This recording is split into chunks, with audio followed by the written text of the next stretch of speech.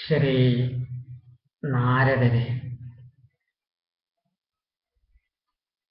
ശ്രീ വേദവ്യാസരുടെ ദുഃഖനിവൃത്തിക്ക് ആവശ്യമായ രീതിയിൽ ജ്ഞാനോപദേശം പകർന്ന് അവിടെ നിന്നും യാത്ര പോയി.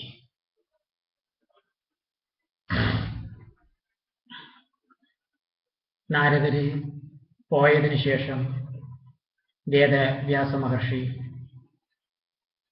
സർവദുഃഖത്തിനും ശാശ്വത പരിഹാരം നിർദ്ദേശിക്കുന്ന ആ ചതുശ്ലോകി ഭാഗവതത്തെ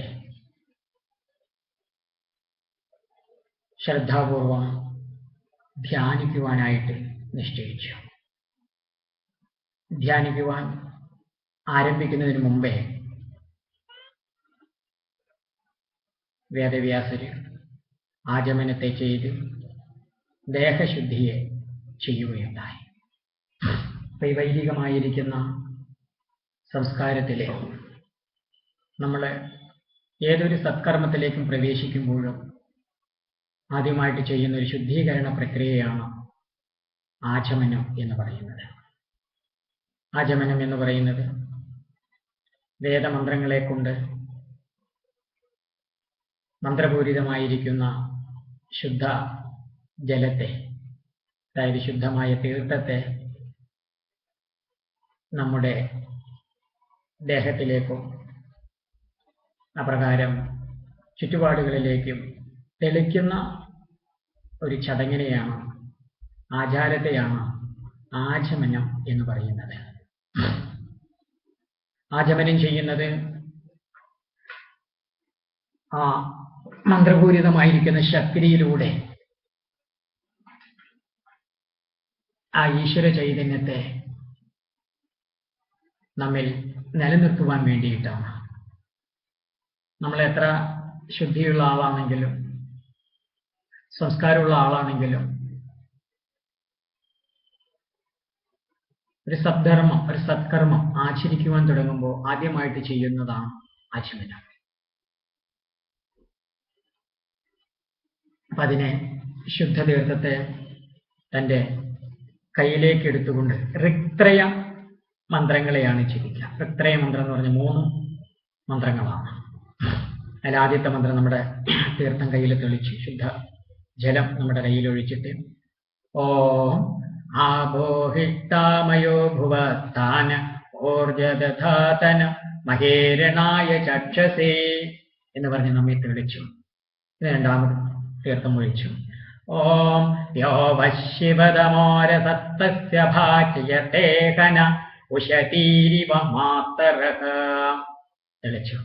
മൂന്നാമത്തെ മന്ത്രം ഓം തസ്മ അരംഗമാമവോ യസ്യ ക്ഷയായ ജിന്നതാ ആപോചന യഥാചന എന്നും പറഞ്ഞ് ആ തീർത്ഥജലത്തെ നമ്മുടേതായിരിക്കുന്ന ശരീരത്തിലേക്ക് തെളിച്ചതിന് ശേഷം ഒരു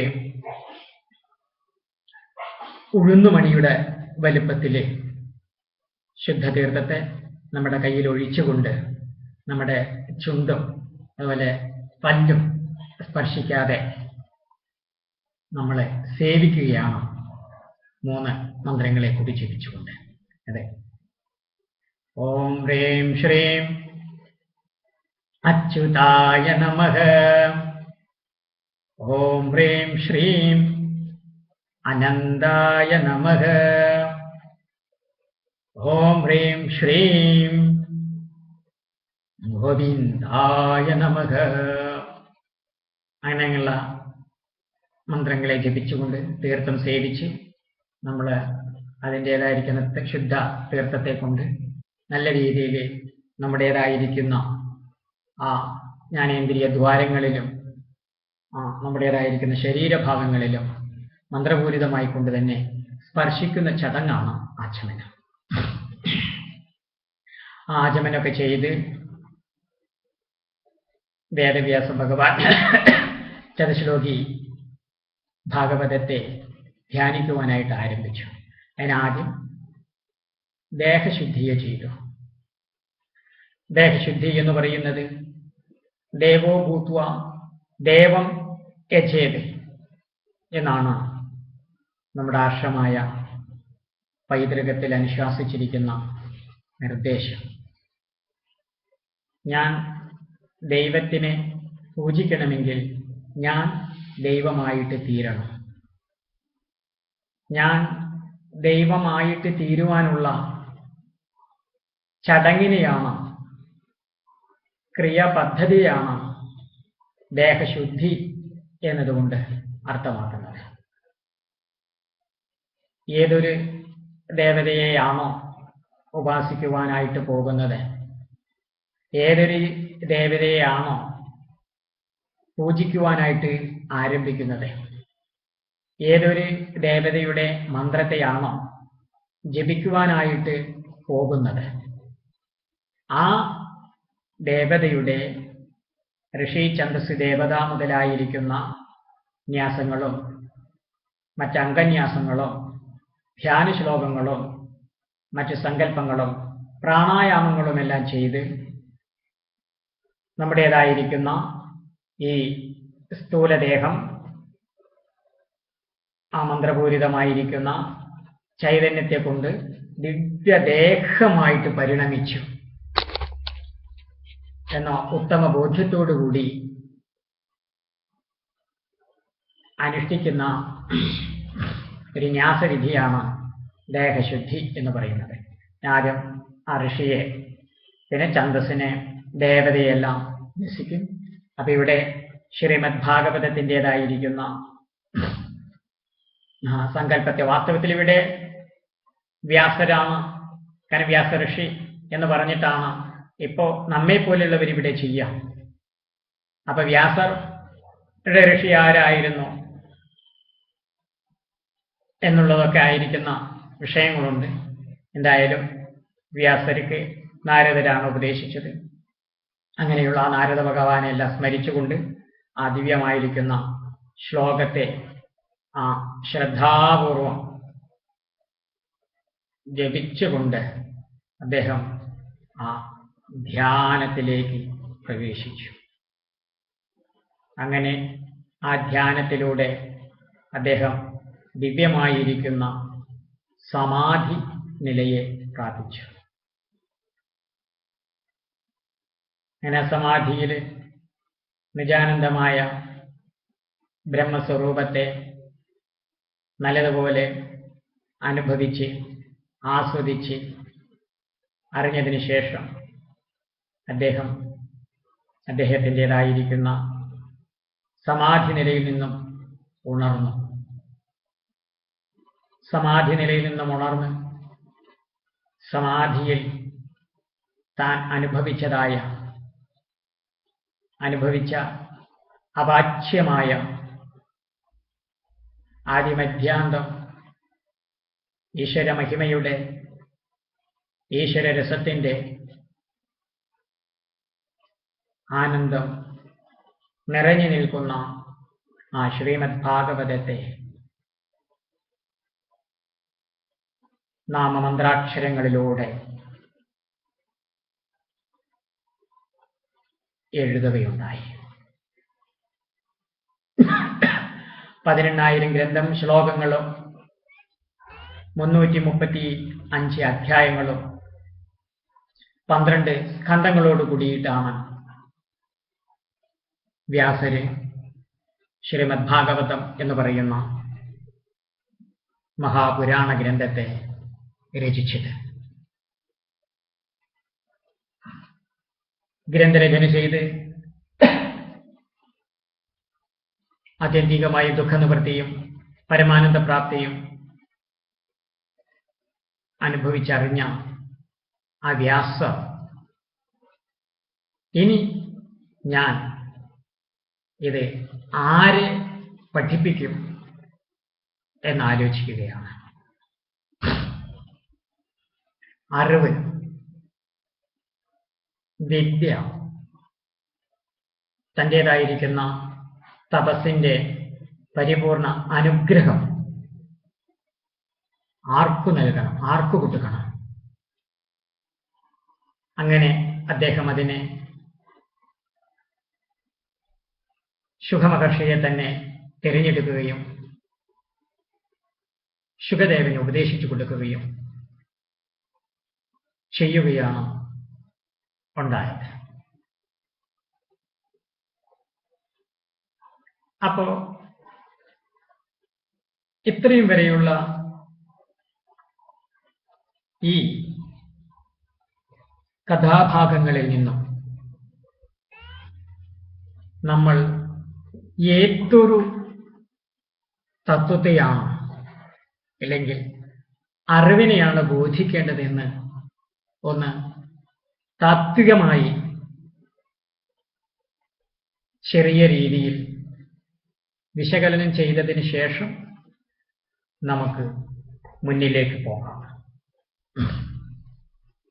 അപ്പോ വ്യാസഭഗവാന്റെ ശമ്യപ്രാസം എന്ന് പറയുന്ന ആശ്രമം ഹിമാലയത്തിലെ സരസ്വതീ നദി കിഴക്ക് ഭാഗത്തേക്ക് പ്രവഹിച്ചുകൊണ്ടിരിക്കുന്ന സ്ഥാനത്തായിരുന്നു എന്ന് നമ്മോട് അറിയിപ്പിക്കുകയുണ്ടായി. അപ്പൊ ഇവിടെ ഈ സരസ്വതി എന്ന പ്രയോഗം കൊണ്ട് എന്താണ് അർത്ഥമാക്കുന്നത്?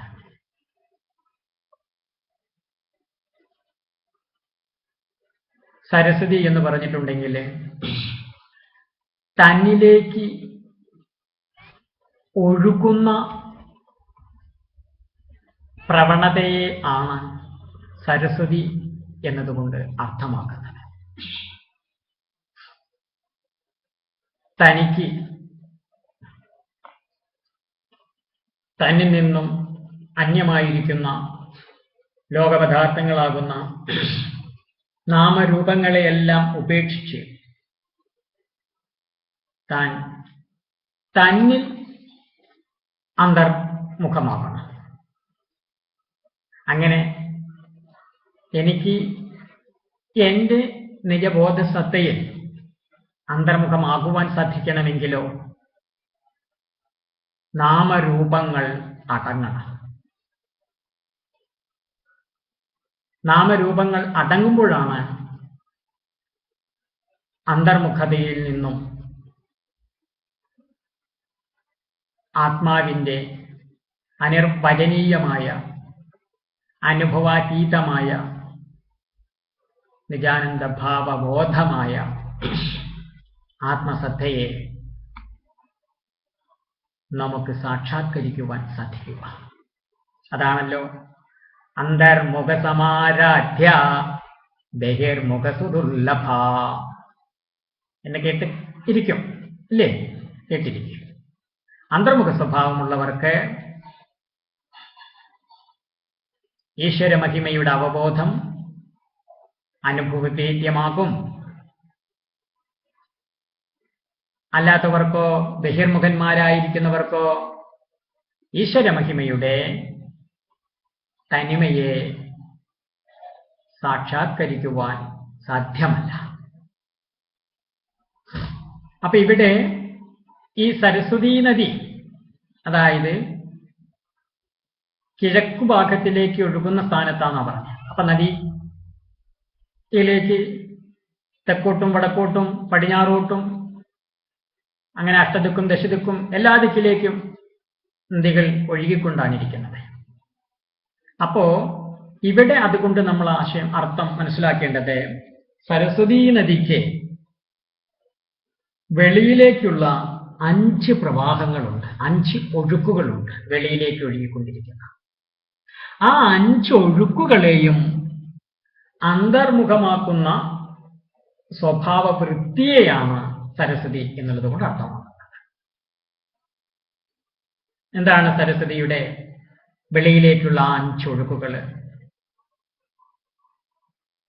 അതായത് നമുക്കാദ്യം തന്നെ ശബ്ദം ശ്രവിക്കുവാനായിട്ട് ശ്രോത്രം, ഇതൊരൊഴുക്കാണ് സരസ്വതി നദിയുടെ. ശബ്ദം കേൾക്കുവാൻ. പിന്നെ എന്താണ്? സ്പർശം. സ്പർശം അറിയുവാൻ വേണ്ടിയിട്ട് നമ്മുടെ ത്വകിന്ദ്രിയം. പിന്നെ എന്താണ്? രൂപമറിയുവാനായിട്ട് നമ്മുടെ കണ്ണുകൾ. പിന്നെയോ രസം. രസം അറിയുവാൻ വേണ്ടിയിട്ട് നമ്മുടെ നാവ്. പിന്നെയോ ഗന്ധം, വാസന, മണം അറിയുവാൻ വേണ്ടിയിട്ട് നമ്മുടെ മൂക്ക്. ഇങ്ങനെയുള്ള ഈ ജ്ഞാനേന്ദ്രിയങ്ങളെയാണ് സരസ്വതി നദിയുടെ പുറമേക്കുള്ള 5 ഒഴുക്കുകളായിട്ട് പറയുന്നത്. ആ 5 ഒഴുക്കുകളെയും നിയന്ത്രിക്കുന്നതിനെയാണ്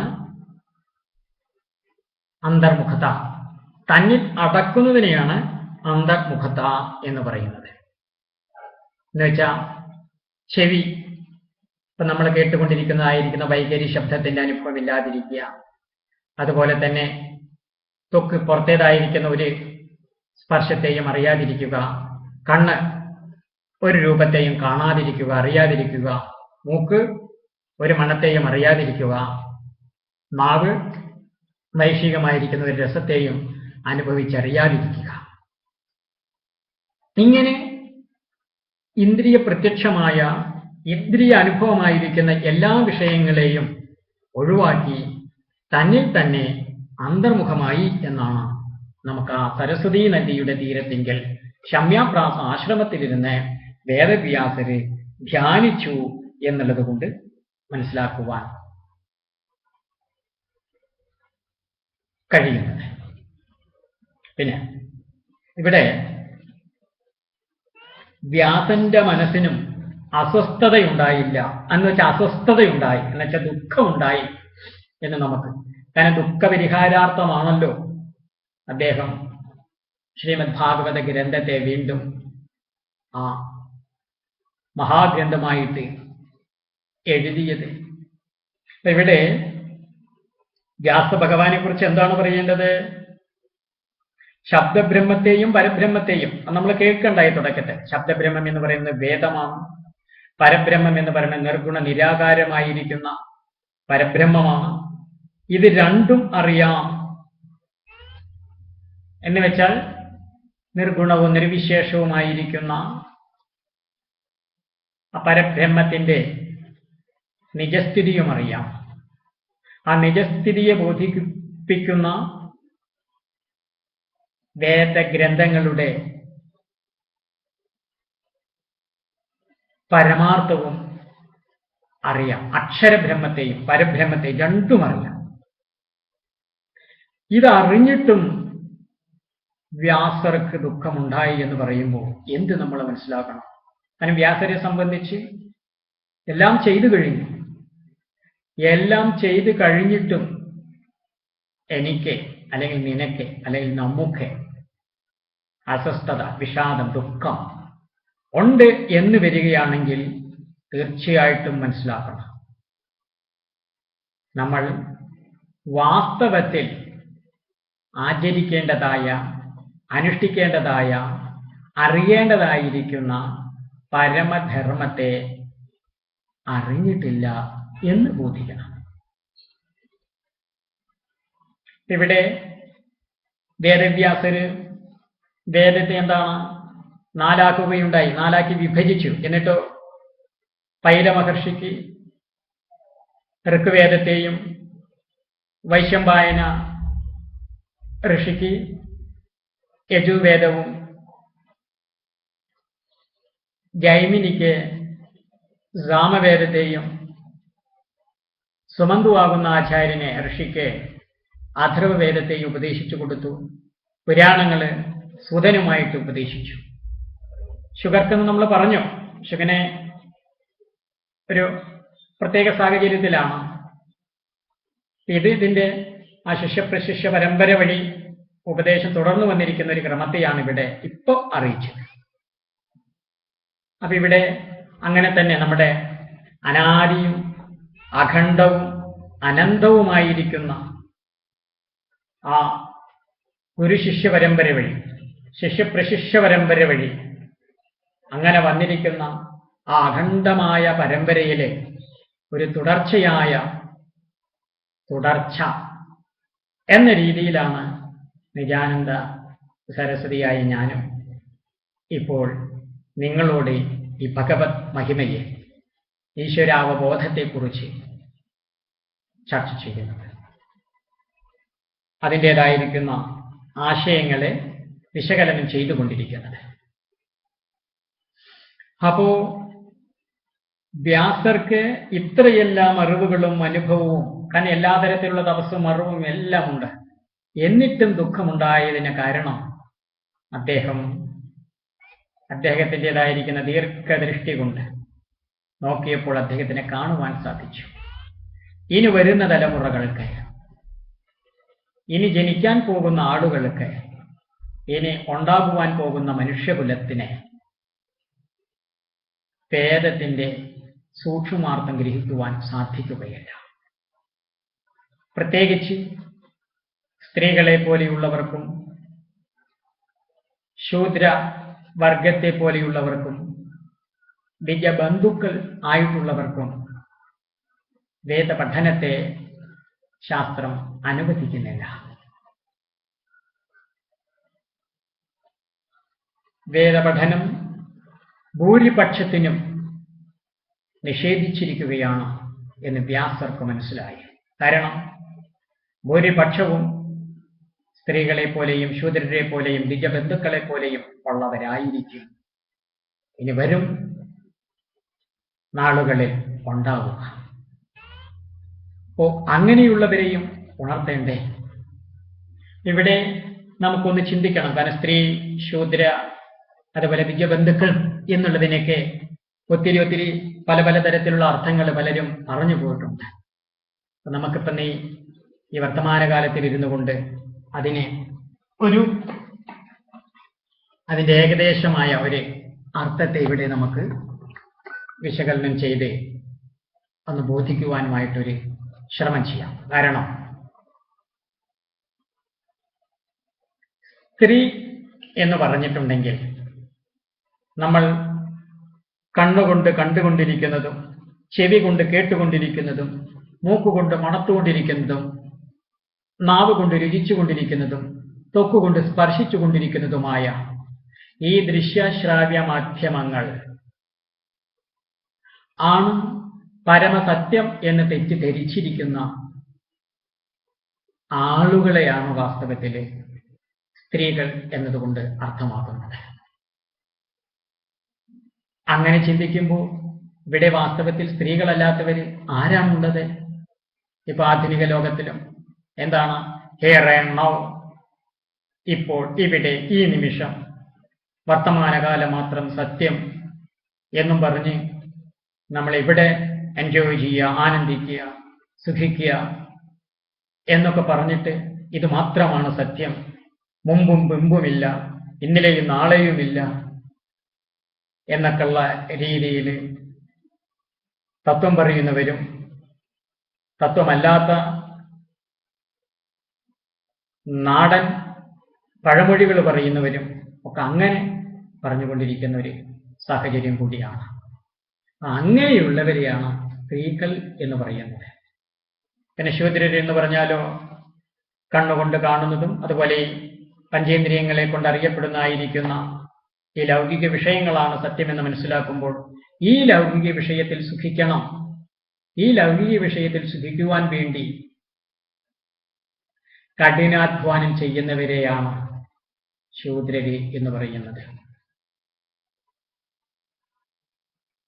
കാരണം മുജ്ജന്മവുമില്ല, പുനർജന്മവുമില്ല, ഈ വർത്തമാനകാല ജന്മം മാത്രമേ ഉള്ളൂ. അതുകൊണ്ട് ഈ വർത്തമാനകാല ജന്മം എത്രമാത്രം സന്തോഷത്തോടുകൂടി സംതൃപ്തിയോടുകൂടി ജീവിക്കാൻ പറ്റുമോ അതിനു വേണ്ടിയിട്ട് മാത്രം ഏത് തരത്തിലുള്ള കഠിന പ്രയത്നവും ചെയ്ത് ജീവിത മാർഗം മുന്നിലേക്ക് കൊണ്ടുപോകുന്ന ആളുകളെയാണ് ശൂദ്രര് എന്ന് പറയുന്നത്. പിന്നെയോ ദ്വിജബന്ധുക്കൾ എന്ന് പറഞ്ഞാലോ, ദ്വിജബന്ധുക്കൾ എന്ന് പറഞ്ഞാൽ ഒരു വ്യക്തി ഏതൊരു കുലത്തിലോ ഏതൊരു ഗോത്രത്തിലോ ഏതൊരു ജാതിയിലോ ഏതൊരു മതത്തിലോ ഏതൊരു വിശ്വാസത്തിലാണോ ജനിച്ചിരിക്കുന്നത്, ജനിച്ചിരിക്കുന്ന സംസ്കാരത്തിലെ വിശ്വാസത്തിന്, ആചാരത്തിന്, സംസ്കാരത്തിന് വിപരീതമായിട്ട് ആ വ്യക്തി അന്യസംസ്കാരത്തിൽപ്പെട്ട ഒരു വ്യക്തിയെ വിവാഹം കഴിക്കുകയും ആ വ്യക്തിയിൽ സന്തതി പരമ്പരകളെ സൃഷ്ടിക്കുകയും ചെയ്യുന്ന സ്ഥിതിവിശേഷത്തെയാണ് ദ്വിജബന്ധുക്കൾ എന്ന് പറയുന്നത്.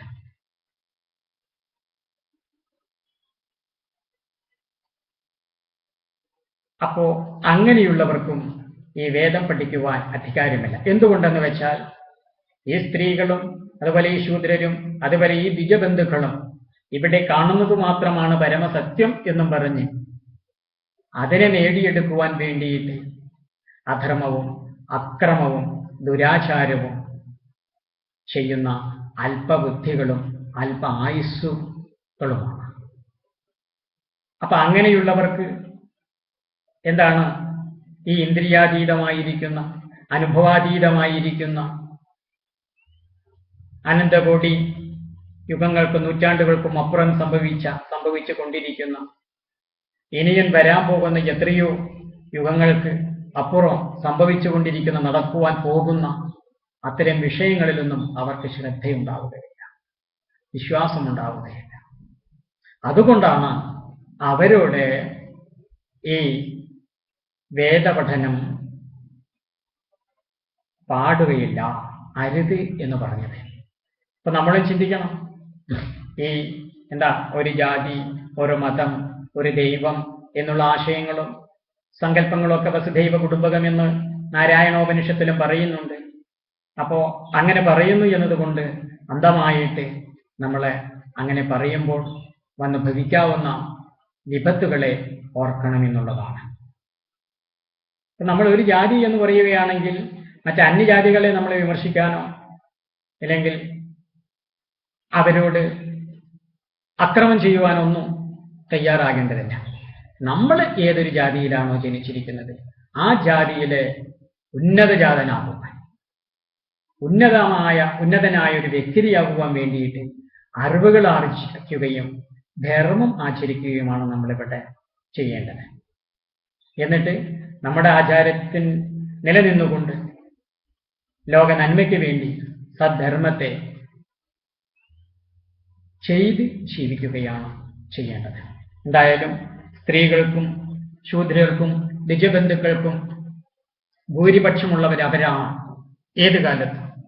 അപ്പൊ അങ്ങനെയുള്ളവർക്ക് വേണ്ടി ഞാനൊരു ഗ്രന്ഥരചന ചെയ്തില്ലല്ലോ എന്ന് കണ്ടപ്പോഴാണ് വ്യാസർക്ക് ദുഃഖമുണ്ടായത്. അപ്പോ വ്യാസർക്ക് ദുഃഖമുണ്ടായപ്പോൾ എന്തുണ്ടായി? അവിടെ ഒരു ഋഷി വരികയാണ് ഉണ്ടായത്. അപ്പൊ ദുഃഖമുണ്ടാകുമ്പോൾ നോക്കാം ഗുരുലാഭം. നമ്മുടെ ദുഃഖം ആത്മാർത്ഥമാണെങ്കിൽ, അറിവിന് വേണ്ടിയാണെങ്കിൽ, ധർമ്മത്തിന് വേണ്ടിയാണെങ്കിൽ, ആചാരം ആചരിക്കുവാൻ വേണ്ടിയിട്ടാണെങ്കിൽ തീർച്ചയായിട്ടും നമുക്ക് ഗുരുപ്രാപ്തി ഉണ്ടാകും, ഗുരുലാഭമുണ്ടാകും. പിന്നെ ആ ഗുരുവിന്റെ ഉപദേശ നിർദ്ദേശമനുസരിച്ചിട്ടാണ് നമ്മൾ അതിനെ പരിപൂർണമാക്കുക.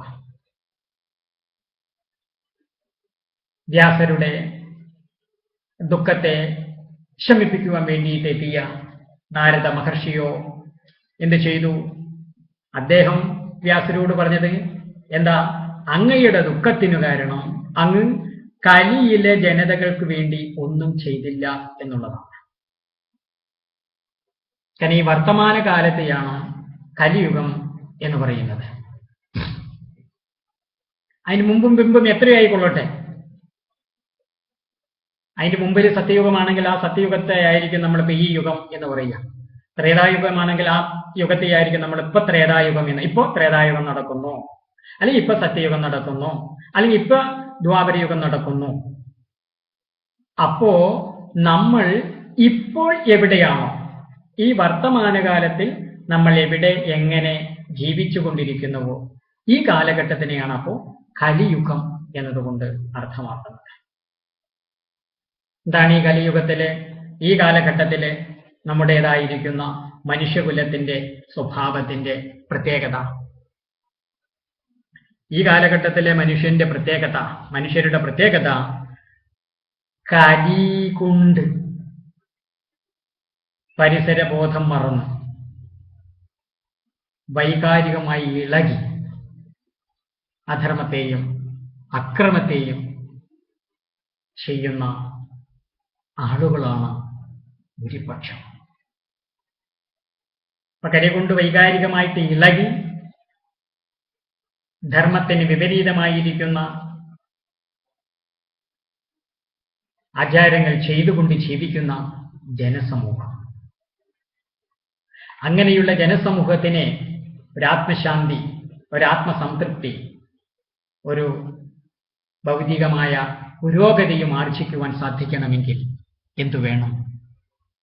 അവർക്കും ഭക്തി ഉണ്ടാകണം.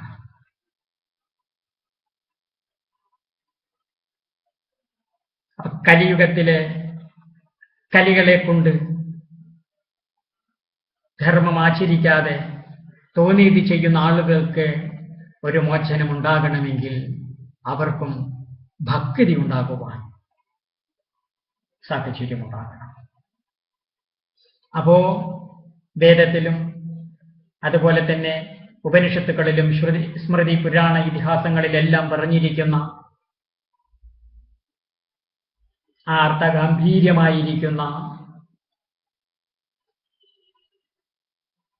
അനുഭവത്തിന്റെ അറിവിന്റെ വിഷയമെന്തോ ആ വിഷയത്തെ കഥകളുടെ സ്വരൂപത്തിൽ പ്രകാശിപ്പിച്ചിരിക്കുന്ന ഗ്രന്ഥമാണ് ശ്രീമദ് ഭാഗവതം. അപ്പൊ ആ ശ്രീമദ് ഭാഗവത ഗ്രന്ഥത്തിന്റെ പഠനവും പാഠനവും നമ്മൾ അതിൻ്റെതായിരിക്കുന്ന ഗൗരവത്തിൽ നിലനിർത്തുകയും പ്രചരിപ്പിക്കുകയും ചെയ്യേണ്ടതായിട്ടുണ്ട്.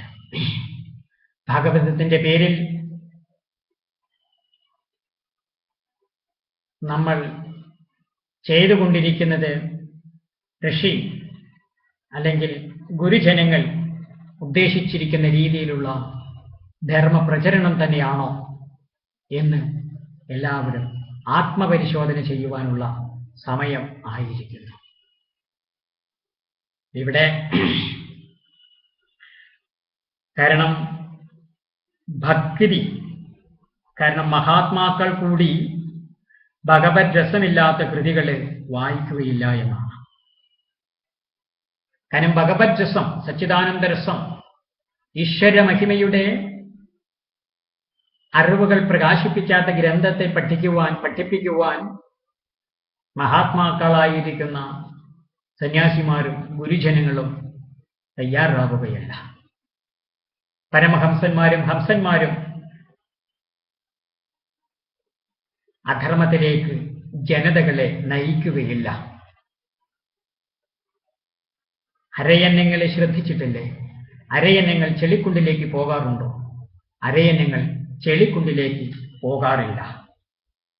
എന്നതുപോലെ തന്നെ ഹംസന്മാരും പരമഹംസന്മാരുമായിരിക്കുന്ന സാധുജനങ്ങൾ, സന്യാസ ഗുരുക്കന്മാർ, അവർ ആത്മാരാമന്മാരും ആത്മബോധികളുമാണെങ്കിലും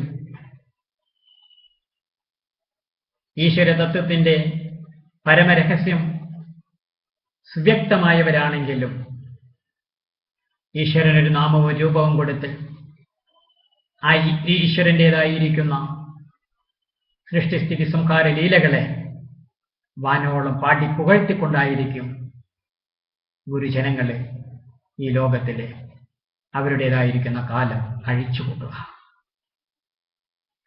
അപ്പൊ അങ്ങനെ അവർക്ക് കാലം കഴിച്ചു കൂട്ടുവാൻ ഉതകുന്ന രീതിയിൽ ഈശ്വര മഹിമയുടെ പ്രഭാവം അറിയിപ്പിച്ചുകൊണ്ട് അങ്ങൊരു ശാസ്ത്രഗ്രന്ഥം രചിച്ചിട്ടില്ല.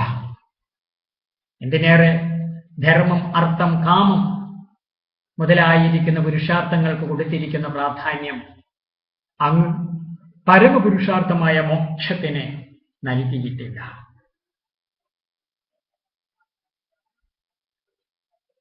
പരമപുരുഷാർത്ഥമായ മോക്ഷം ലഭിക്കുവാൻ ഉതകുന്ന രീതിയിൽ ഭഗവത് മഹിമയുടെ സച്ചിദാനന്ദ രസത്തെ നിറപ്പിച്ചുകൊണ്ട് അങ്ങ് ഒരു ഗ്രന്ഥരചന കൂടി ചെയ്യണം. അങ്ങനെയുള്ള ഗ്രന്ഥത്തിൽ പ്രകാശിപ്പിക്കുന്ന അറിവിന്റെ അനുഭവം കൊണ്ട് ആരുടെയും മനസ്സ് ശുദ്ധമാകും, ചിത്തം ശുദ്ധമാകും. മനസ്സ് ശുദ്ധമാകുമ്പോഴോ ആത്മസംതൃപ്തിയും ഉണ്ടാകും. അപ്പൊ അസ്വസ്ഥതയ്ക്ക്, ദുഃഖത്തിന്, അനർത്ഥങ്ങൾക്ക് കാരണം അശുദ്ധിയാണ്. അശുദ്ധിക്ക് കാരണമോ സ്വാർത്ഥതയുമാണ്. അപ്പൊ ഇവിടെ പറയുന്ന സ്വാർത്ഥത എന്താണ്? തന്നെക്കുറിച്ച് ചിന്തയാണ്. തന്നെക്കുറിച്ച മാത്രം ചിന്ത. തനിക്ക് സുഖിക്കണം, തനിക്ക് കേമനാകണം, തനിക്ക് മിടുക്കിയാകണം, തനിക്ക് മാത്രം. ഇവിടെ തന്നെക്കുറിച്ച് ചിന്ത എന്ന് പറയുമ്പോൾ ആത്മീയതയിലെ ചിന്തയാണെന്ന് ധരിക്കരുത്.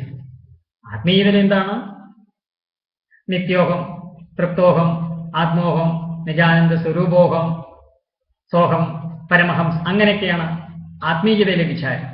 അത് നമ്മുടെ മനസ്സിനെ പരിശുദ്ധവും പവിത്രവുമാക്കുന്നതാണ്.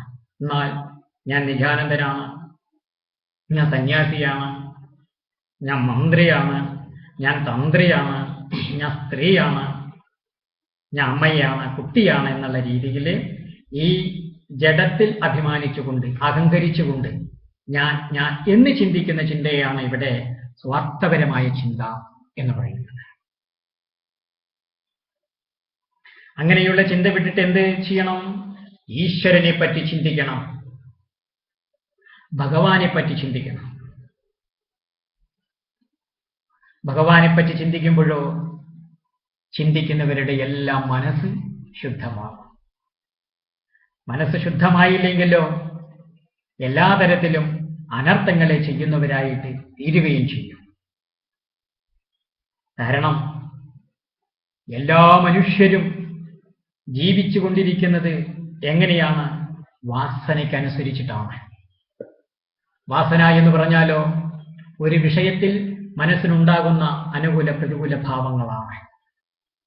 എനിക്കതിഷ്ടമാണ്, എനിക്കിതിഷ്ടമല്ല എന്ന രീതിയിൽ ഉണ്ടാകുന്ന ഇഷ്ടാനിഷ്ടങ്ങളാകുന്ന വാസനകളാണ് ഈ ലോകത്തിൽ മനുഷ്യകുലത്തെയും ആരെയും പ്രവർത്തിപ്പിച്ചു കൊണ്ടിരിക്കുന്നത്. അതുകൊണ്ട് മനുഷ്യരാണോ വാസനയുണ്ട്. വാസനയുള്ളത് കൊണ്ടോ നല്ലവരായാലും നല്ല വേഷത്തെ സ്വീകരിച്ചവരായാലും അവരും ചിലപ്പോൾ ചീത്ത പ്രവർത്തിക്കാം, അധർമ്മം പ്രവർത്തിക്കാം. അധർമ്മം ആവർത്തിക്കാതിരിക്കണമെങ്കിൽ, ഇല്ലാതിരിക്കണമെങ്കിൽ എന്ത് വേണം? ഈശ്വര ഭജനം വേണം. ഈശ്വര ഭജനത്തിലൂടെ മനസ്സ് ശുദ്ധമാകുമ്പോൾ സ്വാർത്ഥത നശിക്കുകയും പരോപകാരാർത്ഥം മറ്റുള്ളവർക്ക് നല്ലത് ചെയ്യുകയും ചെയ്യും. അതാണ്. അങ്ങനെ പരോപകാരാർത്ഥമാണ് നാരദ ഭഗവാൻ വ്യാസർക്ക് ഭാഗവതത്തെ ഉപദേശിച്ചു കൊടുത്തത്. അങ്ങനെ ആ ഭാഗവതം നമ്മളോട് വ്യക്തമായിട്ട് പറയുന്നുണ്ട്, മനുഷ്യരാണോ വാസനയുണ്ട്. വാസനയുണ്ടോ നല്ലതും ചീത്തയും ചെയ്യാം. ആയതുകൊണ്ട് ബോധത്തോടുകൂടി എല്ലാ സമയവും ജാഗ്രതയോടെ ജീവിതം ലോകത്തിൽ തുടരണം. കാരണം വാസന വളർന്ന് വികസിച്ചാൽ വിഷാദമുണ്ടാകും, ദുഃഖമുണ്ടാകും, അസ്വസ്ഥതയുണ്ടാകും, അശാന്തിയുണ്ടാകും, അധപതനവും ഉണ്ടാകും. ഇവിടെ വ്യാസരെ കുറിച്ച് എന്താണ് പറയുന്നത്? മുനീനാം വ്യാസക, മനനശീലമുള്ളവരെയാണ് മുനികൾ എന്ന് പറയുന്നത്. സന്യാസ ലക്ഷണം മൗനമാണ്. മൗനം എന്ന് വെച്ചാൽ വർത്താനം പറയാതിരിക്കുക എന്നുള്ളതല്ല, മിണ്ടാതിരിക്കുക എന്നുള്ളതല്ല. മിണ്ടുന്നുണ്ടെങ്കിൽ അത് പരമസത്യത്തെ ബോധിക്കുവാൻ വേണ്ടി മിണ്ടുന്ന മൗനമാണ് സന്യാസിയുടെ മൗനം. പരമസത്യമായിരിക്കുന്ന ഭഗവത് മഹിമയുടെ അറിവ് പ്രദാനം ചെയ്യുവാൻ വേണ്ടിയുള്ള സംഭാഷണത്തെ മൗനലംഘനമായിട്ട് ശാസ്ത്രത്തിൽ പറയുന്നില്ല. അങ്ങനെയുള്ള മഹാത്മാക്കളെ ധ്യാനിച്ചാൽ, ഗുരുജനങ്ങളെ ധ്യാനിച്ചാൽ, ഗുരുജനങ്ങളെ പൂജിച്ചാൽ, അല്ലെങ്കിൽ ഗുരുജനങ്ങൾ പകർന്നു തരുന്ന ഈശ്വര സ്വരൂപത്തിന്റെ നാമത്തെയും രൂപത്തെയും ധ്യാനിച്ചാൽ സർവ ശ്രേയസ്സും ഉണ്ടാകും. ആ മഹാത്മാക്കളുടെ ഗുണവും അത് അവരെ പിന്തുടരുന്നവർക്ക് ഉണ്ടാകും. അപ്പോൾ അങ്ങനെയുള്ളവരുടെ മനസ്സ് പൂർണ്ണമാവുകയും ചെയ്യും. മനസ്സ് പൂർണ്ണമാകണമെങ്കിൽ മനസ്സിൽ ഈശ്വരൻ നിറഞ്ഞിരിക്കണം. അങ്ങനെ ഈശ്വരൻ നിറഞ്ഞ മനസ്സോടുകൂടി സംതൃപ്തനായിട്ട് വ്യാസദേവൻ ഭാഗവതത്തെ ധ്യാനിച്ചപ്പോഴോ ആദ്യം തന്നെ ഭഗവത് സ്വരൂപം, ഈശ്വര മഹിമയുടെ പ്രഭാവമാണ് തെളിഞ്ഞു വന്നത്. അതായത് കോഹം, ഞാൻ ആരാകുന്നു, സോഹം, ഞാനാകും, ഞാൻ ദൈവമാകും, ദേവതയാകും, ഈശ്വരനാകും, ആത്മാവാകും. അതങ്ങോട്ട് ബോധിച്ചു. അങ്ങനെയുള്ള ആത്മജ്ഞാനം അനുഭവവേദ്യമായില്ലെങ്കിൽ രണ്ടാമത് എന്ത് സംഭവിക്കും? മായ ഉള്ളതിനെ ഇല്ലാത്തതായിട്ടും ഇല്ലാത്തതിനെ ഉള്ളതായിട്ടും കാണിക്കുന്ന ശക്തിയാണ് മായ. അപ്പൊ അങ്ങനെ വ്യാസർ രണ്ടാമതായിട്ട് കണ്ടത് മായയെ ആണ്. ഞാൻ ആത്മാവല്ല ദേഹമാണെന്ന് ബോധിക്കുമ്പോൾ എന്ത് സംഭവിക്കും? ഈ ജഗത്തിനെ എന്നിൽ നിന്നും അന്യമായി കാണും. അങ്ങനെ മൂന്നാമതായിട്ട് ജഗത്തിനെയും കാണുകയാണ്. ഈശ്വരൻ, ജീവൻ, ജഗത്ത് എന്ന ഈ നാനാത്വ ഭ്രമം ഏകത്വമായി തീരണമെങ്കിൽ, ഏകാത്മബോധമായി തീരണമെങ്കിൽ ഈശ്വര മഹിമയിൽ അപാരമായ ഭക്തി ഉണ്ടാകണം. അതിനാൽ നാലാമതായിട്ട് വ്യാസർ കണ്ടു ഭക്തി, തെളിഞ്ഞു പ്രകാശിച്ചു കണ്ടത് ഭക്തി. അപ്പൊ ഈ 4 കാര്യത്തെക്കുറിച്ച് നമുക്ക് രണ്ടാമത്തെ സ്കന്ധത്തിൽ ഒന്നുകൂടി പറയേണ്ടതായിട്ട് വരുന്നുണ്ട്. ഭാഗവതത്തിലെ വിഷയം എന്ന സന്ദർഭത്തിൽ അവിടെ നമ്മളതൊന്നുകൂടി വ്യക്തമാക്കുന്നതായിരിക്കും. അങ്ങനെ പ്രതിപാദ്യ വിഷയമായിട്ടിരിക്കുന്നത് ഭാഗവത്തിൽ ഈശ്വരനാണെന്ന് കണ്ടു. ഈശ്വരനെ അറിയുവാൻ തടസ്സം മായയാണെന്ന് കണ്ടു. മായ എന്ന് പറയുന്നത് മനസ്സ് തന്നെ. അങ്ങനെ ആ മനസ്സിനെ ഈശ്വരാഭിമുഖമാക്കുവാൻ വേണ്ടിയിട്ട് ഭക്തി വളർത്തണമെന്നും പറഞ്ഞുകൊണ്ട് 18,000 ഗ്രന്ഥം ശ്ലോകങ്ങളെ കൊണ്ട് ഭാഗവത രചനയെ നിർവഹിച്ചു. അപ്പോ പിന്നീട് ആരെ പഠിപ്പിക്കണം എന്നാണ് വ്യാസര് ചിന്തിച്ചത്. എന്താണ് അങ്ങനെ ചിന്തിക്കാൻ? പഠിപ്പിച്ചാൽ പ്രയോജനപ്പെടുത്തണം. തനിക്ക് മാത്രമല്ലാതെ, തനിക്കും തന്റെ പക്ഷത്തിനും മാത്രമല്ലാതെ നിഷ്പക്ഷമായിട്ട് സർവർക്കും വേണ്ടി, ലോകത്തിന്റെ മംഗളത്തിന് വേണ്ടി പ്രവർത്തിക്കുന്നവർക്ക് വിദ്യയെ പകർന്നു കൊടുക്കണം. അതിന് നിസ്വാർത്ഥിക്ക് പറഞ്ഞു കൊടുക്കണം എന്നുള്ളതാണ്. ഇനി നിസ്വാർത്ഥത വരണമെങ്കിൽ ഈശ്വരനെ അറിയണം. അങ്ങനെ ഈശ്വരനെ അറിഞ്ഞിരിക്കുന്ന ആളായിരുന്നു ശ്രീ ശുകബ്രഹ്മർഷി. ആയതുകൊണ്ടാണ് ശുകദേവനെ പഠിപ്പിച്ചത്. അപ്പൊ നിസ്വാർത്ഥത വരുവാൻ എന്തു ചെയ്യണം? സാധനകൾ അനുഷ്ഠിക്കണം. ശരീരമാദ്യം കലു ധർമ്മസാധന. ധർമ്മസാധനകളെ കൊണ്ട്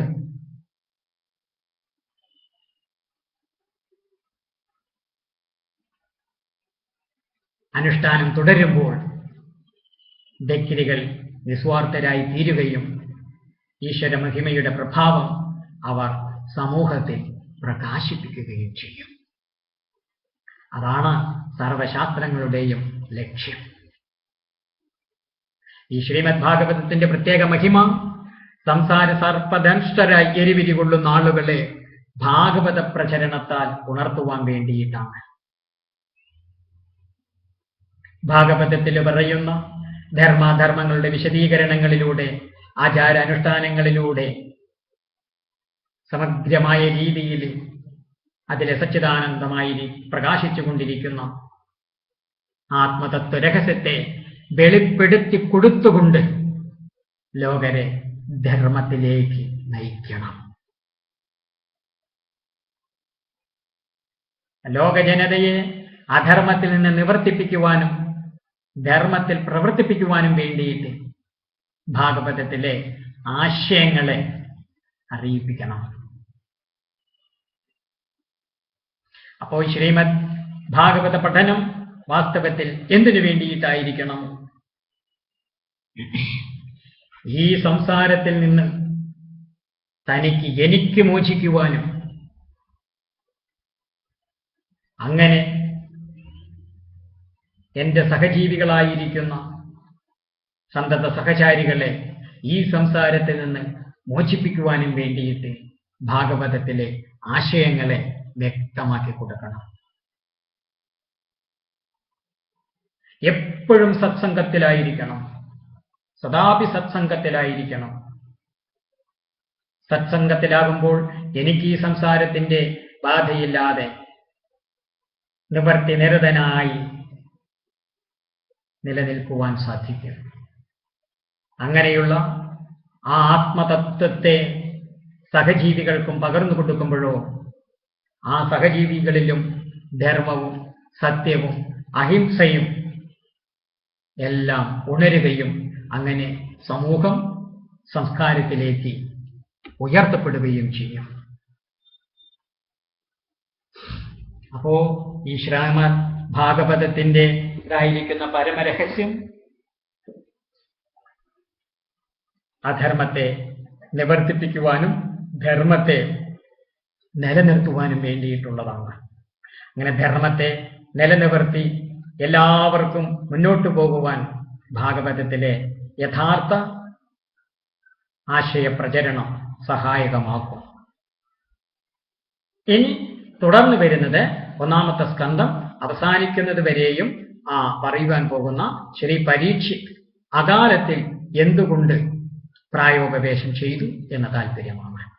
അപ്പൊ ശ്രീ പരീക്ഷിത്തിന്റെ ചരിത്രത്തിലേക്ക് ഇനിയും നമുക്ക് പ്രവേശിക്കാം.